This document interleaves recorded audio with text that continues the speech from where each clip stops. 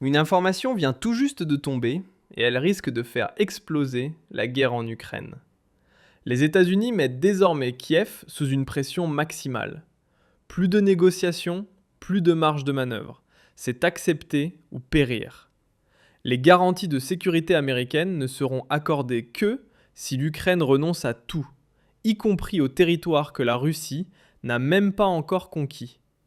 Washington trace une ligne rouge et Trump braque un revolver sur la tempe de Zelensky. Et voici le point que très peu de gens comprennent.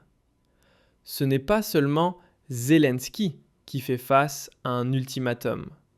Donald Trump lui-même est pris au piège. En coulisses, un bras de fer politique d'une rare intensité est en train d'éclater. Et c'est l'avenir même de Trump qui se joue. Mes chers spectateurs, nous sommes bel et bien entrés dans la phase finale de la guerre en Ukraine. Tout s'accélère à une vitesse folle, car ce n'est pas seulement Zelensky qui est sous pression. Trump aussi, car lui aussi a reçu un ultimatum. C'est pour cela qu'il pousse maintenant Zelensky au pied du mur. Mais avant de revenir à l'ultimatum de Trump, penchons-nous d'abord sur la situation explosive dans laquelle se trouve Zelensky. Le journal Bild titre « Trump braque un revolver sur l'Ukraine. Garantie de sécurité uniquement en échange de concessions territoriales ». Le président américain Donald Trump exerce visiblement une pression massive sur Kiev pour qu'un accord de paix soit conclu avec Moscou. L'administration américaine a récemment précisé que toute garantie de sécurité envers l'Ukraine serait conditionnée à des cessions territoriales. Et cela concernerait même le Donbass, une région de l'est du pays encore âprement disputée. L'Ukraine, de son côté, refuse catégoriquement de se retirer volontairement de ses propres terres et contrôle toujours environ 20% du Donbass. Mais la Russie, elle, exige que l'Ukraine lui cède la totalité de cette région. Selon la Financial Times, les États-Unis seraient désormais prêts à accepter cette demande. Voilà le nœud du problème, un sujet débattu depuis longtemps. Cette question aurait dû être réglée lors de la rencontre entre Zelensky et Trump à Davos. Mais visiblement, Zelensky persiste et signe. Il reste campé sur ses exigences maximales. Et c'est précisément pour cela que Donald Trump en a assez. Il a posé un ultimatum clair à Zelensky. À Davos, Trump a présenté à Zelensky un accord sur les garanties de sécurité américaines. Un accord si alléchant que Zelensky a failli le signer sur le champ. Mais désormais, Trump s'en sert comme levier. Zelensky ne recevra ce contrat qu'à une condition, qu'il abandonne totalement le Donbass.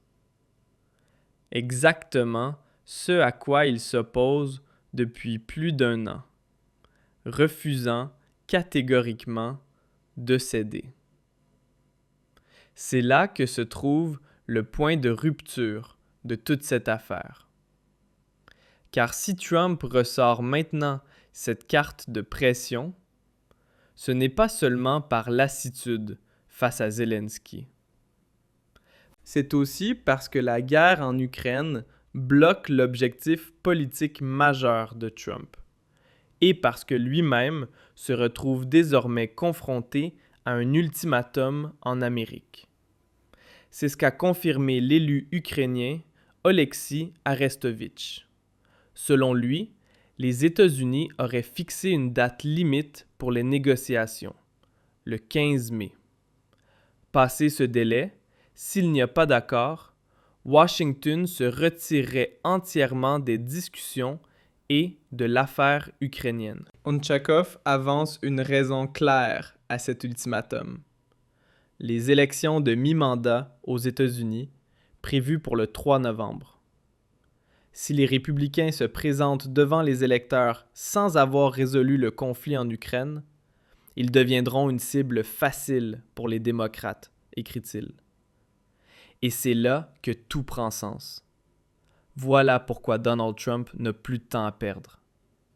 L'enjeu dépasse largement l'Ukraine. C'est son pouvoir qui est en jeu. Car si Trump se présente aux midterms avec une guerre non résolue sur les bras, il risque de tout perdre. La Chambre des représentants et un tiers du Sénat seront renouvelés. Et s'il perd le contrôle de ces institutions, tout son programme pourra être bloqué.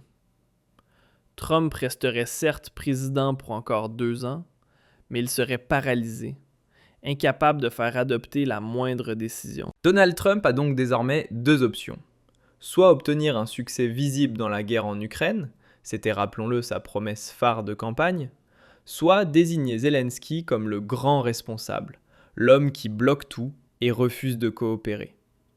Ainsi, Trump pourra affirmer « Regardez, j'ai tout tenté, mais Zelensky préfère laisser mourir son propre peuple plutôt que de négocier. » Parlons franchement. Pour l'Ukraine, cet ultimatum ne représenterait pas une défaite militaire, mais une capitulation diplomatique.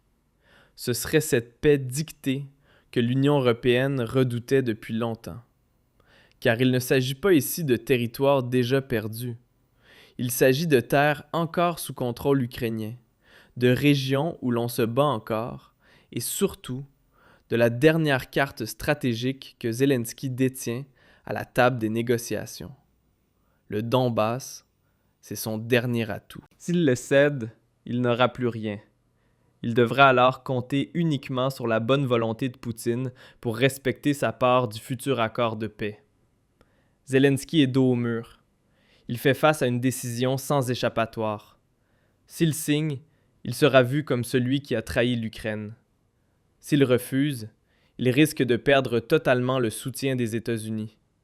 Et sans ce soutien, plus d'armes, plus d'argent, plus aucune garantie de sécurité. Et attention, car c'est précisément ici que la situation devient dramatique pour l'Europe aussi. À partir de maintenant, les règles du jeu changent complètement.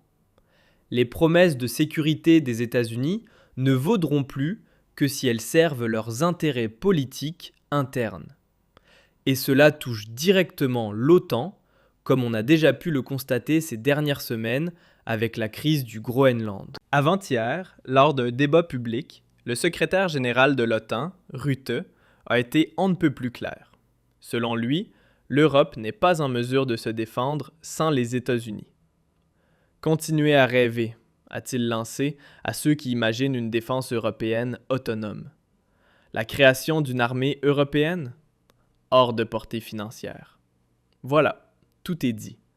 Rutte admet devant le monde entier que l'Europe dépend entièrement des garanties sécuritaires américaines. Et si Trump réalise aujourd'hui en Ukraine qu'il peut utiliser ces garanties comme un levier de chantage, il n'hésitera pas à le faire ailleurs.